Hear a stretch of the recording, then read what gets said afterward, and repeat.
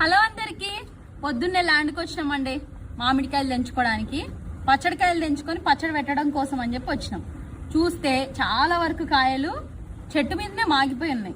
సరేలే ఎట్లా వచ్చినాం కదా అని చెప్పి ఇంకా మామిడికాయలు తెంచడం మా మమ్మీ స్టార్ట్ చేసేసింది. హార్వెస్ట్ ఫుల్ వీడియో అయితే పెట్టింది. ఈ పాటికి మీరు అది చూసి కూడా ఉంటారు. చూడకపోతే మాత్రం అమ్మ ఛానల్లో ఉంటుంది చూడండి. అయితే ఇవి మా మమ్మీ ఏమంటుందంటే వీటిని పుల్లారం కదా మమ్మీ, ఇవి పుల్లారం అంట.